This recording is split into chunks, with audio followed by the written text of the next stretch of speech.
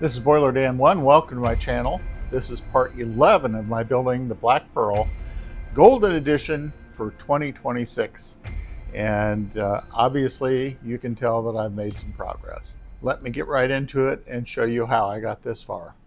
On this episode, I'm going to start at the front of the ship and just highlight a few things and then go into more detail a little bit later on. Some additional things that I did that are not in the kit are these little metal ornate pieces that I happened to find on Amazon. I purchased a bag thinking, well, someday maybe they'd come in handy. One of my loyal viewers, Mark down in Richmond Hill, Georgia, used these on his ship, and I thought that was a great addition, so I put them on mine. You're starting to see a lot of the components of the ship come together, and this is all raw wood. You can see that, and I want you to see this as it is now, and then at the end of this segment I'll do another pass over with it all covered in tung oil, and that's my preferred finish because it absorbs into the wood, it strengthens the wood. This capstan is not going to be secured. This was a little tight getting in, so I don't want to glue it in place. I'm going to let it freestand right there on this main mast. Obviously that's not going to stay that way, it's going to be stained. This small cabinet, I mentioned that I lost a little piece that goes right down in the front there. I did find it. It was in the drawer. It had fallen down the drawer and luckily was on top of some things and I saw it. The ship's wheel is in place. I added this rope work in the back and then drilled holes so it goes below deck so that the wheel looks a little more functional than just decorative. The bell, which I'll talk about later, is a little bit oversized for this little contraption, but it is in place now. I hadn't noticed, but I need to trim this piece off so it matches this arch. Cannon ports are in place. The two cannons behind the stairwells are in place. If you look closely, the inside of the barrel looks red. That will only show up in certain angles, and that is a little gemstone that I'm inserting in. This, I think, is a slide for their emergency lifeboat, maybe. Emergency ladder to climb back up in the ship if you fall off. Good luck in doing that.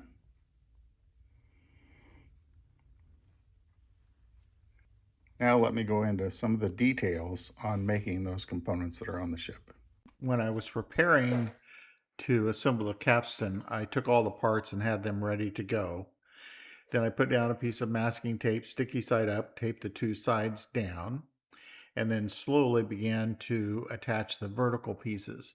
Sometimes I would put a dowel rod in there to help guide me so I could keep it straight.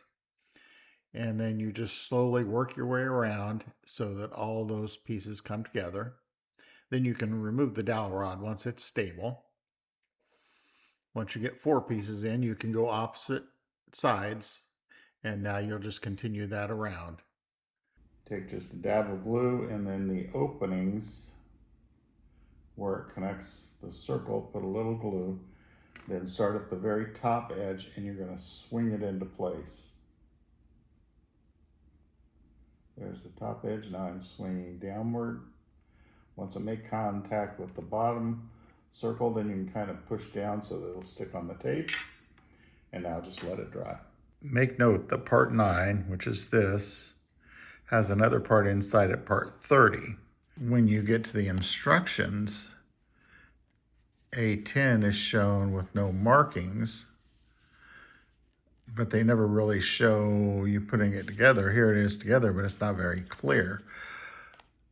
What you need to do is put parts 11 on this so it gives you the dividers.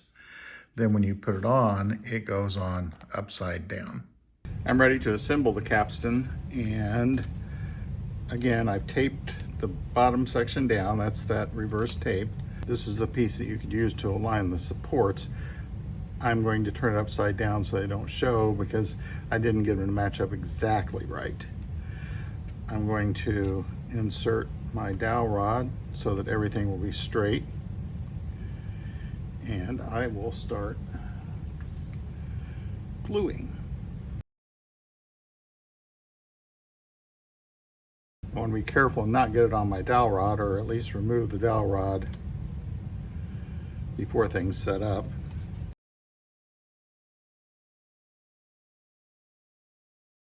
I probably could have put glue on the top of that first, but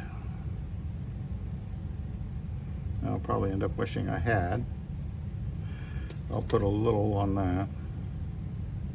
This is the part that after you put it together, after you assemble it, now you'll turn it upside down because there are rods that will go in there to turn the capstan.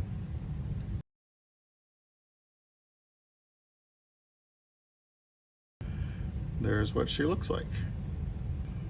There will be a dowel rod that will be inserted in there, just not this particular one.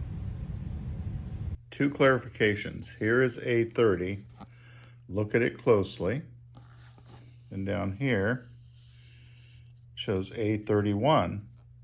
And then there's an A32 that goes on top of A31.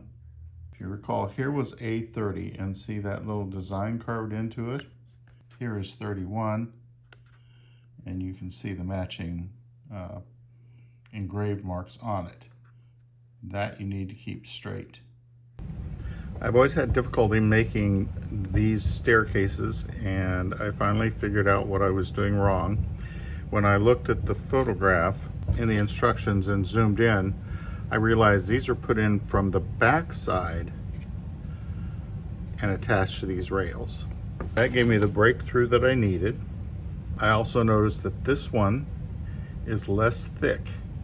So when you put this on, it's going to give a little tilt, which is what it needs for some reason to fit in and look like a curved, a little bit of a curvature to the staircase. The other trick is, from my angle, this is the bottom of the stairs, I need to tilt this away from me, put it in place, and then the slant is achieved when all the surfaces, these two end pieces and the very bottom edge, all touch. And when that happens, that's the slant that you'll want to have. I'm just eyeballing where I want these to go as far as the distance between them.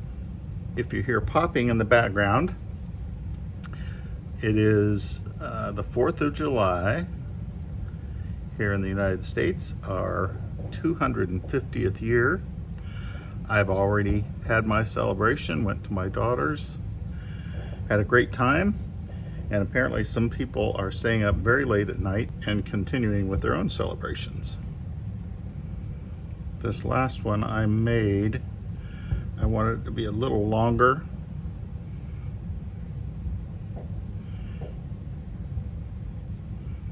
You can probably use the one that came with the kit, but I was able to make one, and I just thought it would fit better if it was just a little bit wider than the ones that came with the ship, because they're all exactly the same size. And you might be able to see this one is a little bit wider. Have a little hangover there. I'll clip off with some snips, so maybe you can see that piece that's hanging over. That's gone. There's my staircase. With the kit, there are two sizes of spindles, and on the part sheet they are identified here as 51 and 51A, and L is the 51, which is large. 51A is the small. The smaller ones, some of them go here on this railing. Larger ones go on this railing here. I'll call this the railing at the helm of the ship. And again, I'm using the sticky side of the tape to hold the main piece. These two outside pieces, I drilled all the way through. You can see there's a little brass rod there. That is just to give me a little extra stability when I put it in place. The Gorilla Glue is working out really well for me. when I tap the spindles into a little puddle of Gorilla Glue and then wet that piece that it's going to go on, I set it down and it gives me plenty of time to maneuver them a little bit. Once that dries, I'll put a little dab of glue over it on each one, and I'll lower this on them. I need to drill holes for the brass rods to go through, but working pretty well. Here this is completed and it worked very well. I've got one that's hanging over here just a little bit, and because it's not dry, I'm going to slide that back in, but I'll do that off camera. Using the Gorilla Glue in the water, it gives me a few minutes to find a little item like that and slide it back into place. There it is, slid back into place.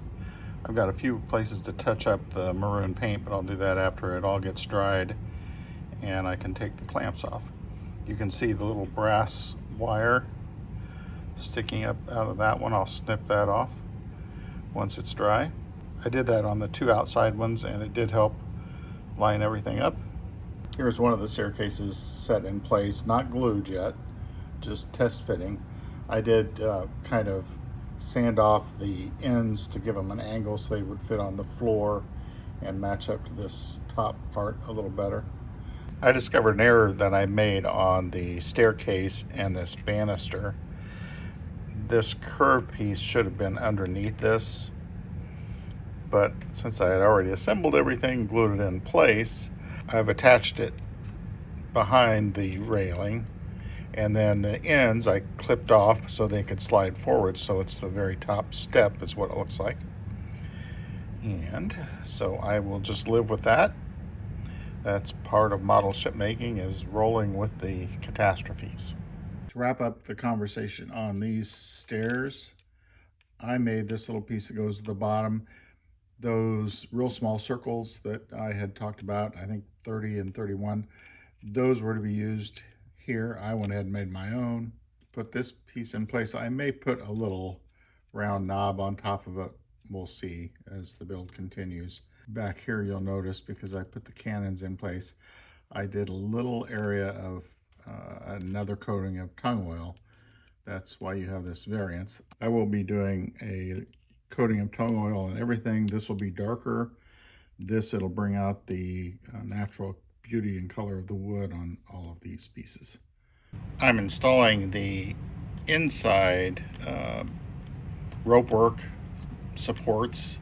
This is where the belaying pins will go in those holes. I took a real small drill bit and drilled a hole through, and then I tacked those in with a nail, and I couldn't really pound it in. I took this pair of pliers, and how it has that opening right there, it reaches over the railing, and I could squeeze and push those nails in to secure it. I've temporarily installed the carriages for the cannons, and remember, these are the ones I will have to identify because the holes are in slightly different places and I want them to match up. The reason I chose to go ahead and start on the cannons is there are two that go behind these ladders, and it'll be a lot easier to go ahead and install those before permanently mounting these ladders and doing that work. I've decided to smooth off the wheels for the cannon carriages, and I just am using a piece of dowel that I had. There's some that come with the kit. This fits nice and snug, but I decided it would be better if I could just have a little more space in there because I don't want to split one. What I'm using is this little rat tail file, insert it, and then I just spin it, but it's easier if I hold it firm with sandpaper. I spin it just a few times. Then I loosen up on the sandpaper a little bit and spin the wheel, spin the tire, and rub off all those little nubs that stick out and are annoying.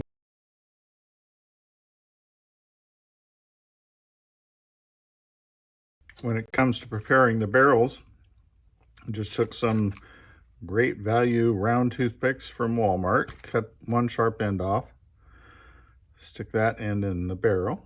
I'm using Folk Art matte 479 pure black. I'll probably give them 2 coats on the top part of the barrel. There's some design of some type, so I want to give a thin coat in hopes that that design will still stand out. Then when I'm about finished, I do this. I'm spinning the barrel, so if there are marks, it looks like where they spun the barrel to make it, maybe. Then to let it dry, it can just stick in the styrofoam on my ship holder. There is not much mention in the instructions for part A37. It's these little supports right there, and they are everywhere. You had to look very close at the instructions to even know that they were there. And the only reason I could tell that there were 4 per platform on these larger ones is I took a photograph of the picture in the instructions, and I could faintly see 2 of them on this side. Here's the overview that I promised after I applied the tung oil. The grates turned out a little lighter than I thought they would. So when I build this model again, I'll probably darken that, use a little stain.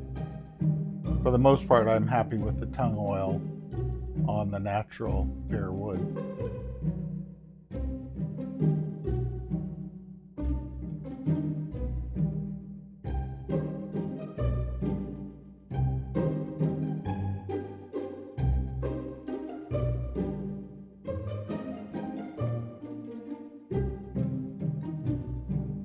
I've dimmed the lights so we can get an idea of what the lighting looks like. This is the front of the ship.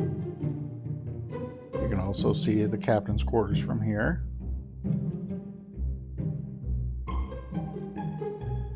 If I hover over the grates, you can see the lighting effect there.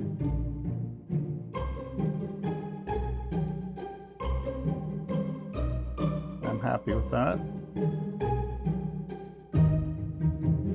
One area I hadn't thought of is this the skylight above the captain's quarters, and you can see down through that and see some of the lighting, which I didn't expect that. I didn't even think about it.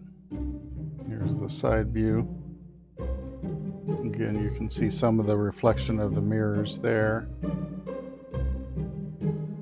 Obviously, I've not put the lanterns on the back. That's just the bare lamps. And there's the back view. This is swinging around to the other side, and the other side view into the captain's quarters.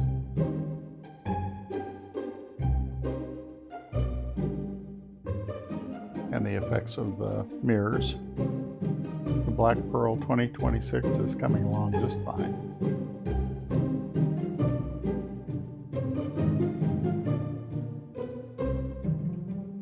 I hope you're enjoying this journey as much as I am.